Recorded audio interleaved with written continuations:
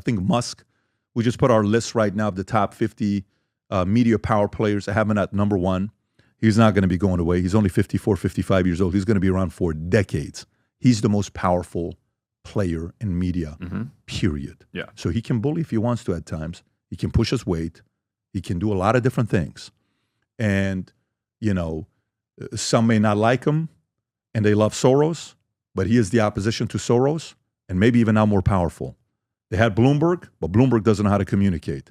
And he doesn't have the energy of Musk. Musk does. And Musk is very smart. Yeah. He's in a very different category. Conservatives spent a lot of years criticizing Soros and people like that for having too much influence. Do you think there's a double standard there with Musk? Because Musk is the most powerful civilian in the history of American politics. $500 billion, yeah. $500 billion, and just the amount of power that he has by virtue of his running X. You're right. I mean, the pro-Trump commentary became extraordinarily mainstream in a way that it hadn't been before. And we're seeing it right now. I wanted to ask you about this little civil war that we've been having for the last week. You waded into about H-1B visas, of all things.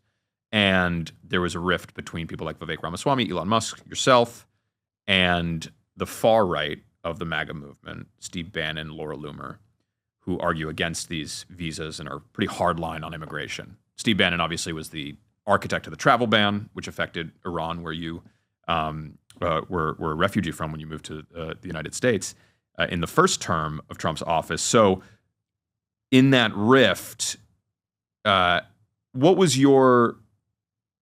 did you think of the reaction to that, to your commentary on it? And what do you think it says about the movement that there was this huge split in it that got pretty heated and aggressive? First of all, it was, if the Democrats and the left and the establishment wanted a gift from Santa, they got it. Think about it. The year ended very solid, minus Trump winning. It was a great victory for Democrats for the last week of the year, right? You think that infighting hurts the movement? Well, let me give you two perspectives here. So maybe this will kind of give you a little bit of a... Every year, I give the year a name. 2023, I called it the year of investigations. 2024, I called it the year of chaos. 2025, I'm announcing it on Thursday. When is this going out, by the way? This is going Friday. Okay, fantastic. So 2025, I'm calling it the year of the synergist. And what do I call the year of the synergist? Because I think if you think about what happened with MAGA, conservatives, libertarians, independents, white nationalists, whatever you want to call it, it's similar to what went on with the Lakers and the Patriots. When there was infighting in the Patriots during practice, preseason, they went to Belichick and they said, hey, how do you feel that you don't have control of your team? They want to kill each other. Are you not worried about this? And he said, worried about what? That they want to kill each other? I'd be worried if I'm their opponent. I wouldn't want to go up against it. Because if they're like this right now, guess what they're going to do to their opponents? They won the Super Bowl, I believe, that year. But now watch what happens the other side, because Bill Belichick got involved. When it came down to the Lakers, Shaq and Kobe started fighting. Phil Jackson couldn't control it. It was done. Back to back to back, fell apart. How many could they have won? I've interviewed the late Kobe, and I've interviewed Shaq. Kobe sat down and I said, what happened if you guys would have figured it out and all this stuff? We would have won so many championships. So this is a great test. We don't know what's going to happen. We don't know. I said 2 months ago, I made a prediction 7 weeks ago when I said, what the left is going to do, this was the last week of October, first week of November, before election. I said, they're going to pin Musk against Trump. And when they do that, you're going to see puppet master, the real president is, they're going to do that. And it may not do anything between him and Trump because they're tough, but it may do something to their community. Mm-hmm.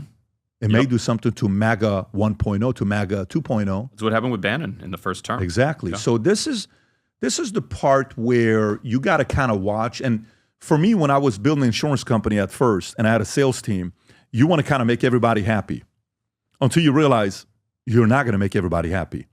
And then you realize it's not about making everybody happy. It's about making the people that are actually going to do the work, not the complainers, not the crybabies, not the people that are always unhappy, not the people that are always bitching. I got to get the guys that are the doers to be happy. I think Trump right now knows that.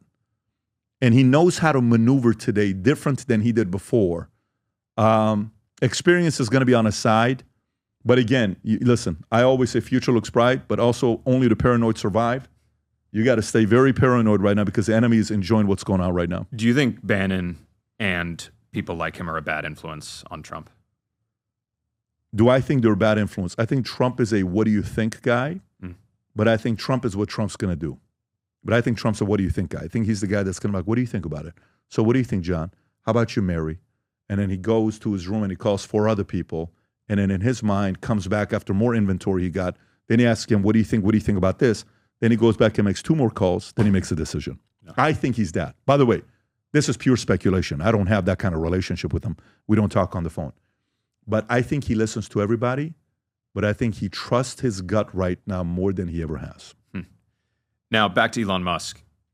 I asked before if you thought he was a good influence, and because obviously conservatives complain about Soros a lot. And now Elon Musk has more influence than anyone has ever had. Do you think that that's a good thing that somebody, a civilian with partisan motivations, whether or not you agree with them, do you think it's a good thing that he has that much power? I don't know if it's a good or a bad thing. It's capitalism. He's won. You don't have a choice. What are you going to do? Put a limit on net worth? You're going to put a limit. Hey, they try to get all the cash out of him. The lady out of Delaware doesn't want him to get the payout of $55 billion. They're still fighting over it, right? So it's not like they're making his life any easier. His net worth may be increasing, but he's not able to take a lot of this money off the table.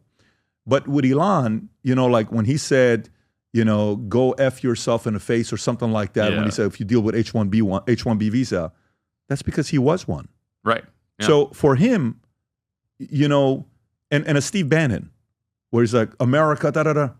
I actually understand why you feel that way, because you are that.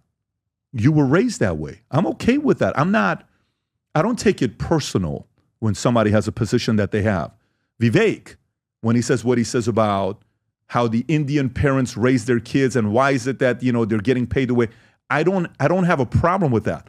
I understand the argument on the H-1B visa that, hey, look at Infosys had to pay $34 million lawsuit, or Apple $25 million, or, Zuck, or when 2017, when Jeff Bezos was suing Trump's administration for the ban on the 7 countries, whatever was going on. Yeah.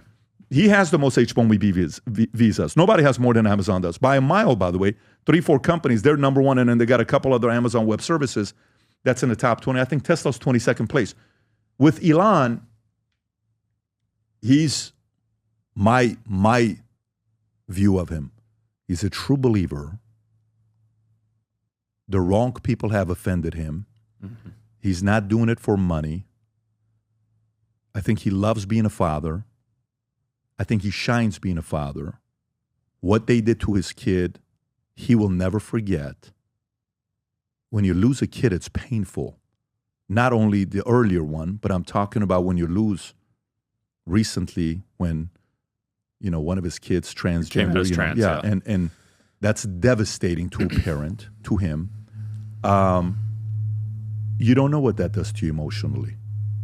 When you read Joseph Kennedy's autobiography and you hear what happened to when his oldest son died, he was never the same again. These types of things, when you read Elon's story of his upbringing, his, family, what happened to him, in the 60 Minutes interview when all his heroes that he looked up to were making fun of him. It's like, what is this all about? That's not easy. I went through it on a smaller scale. Like, wait a minute, I used to admire you guys. And now you're doing this? What the, you kind of go through that moment, right? I think he's gone through that, and his skin is so much thicker, and he's gotten less emotional, which means he feels his level of consciousness right now is at a level where, Kevin O'Leary said it best. He said Jobs was 90% signal, 10%, challenges that's taking place. He says he thinks Elon's at 100. Of course, no one's at 100, but right. Elon's at a higher score than Steve. He's calibrating at a level of consciousness that he believes nobody else is.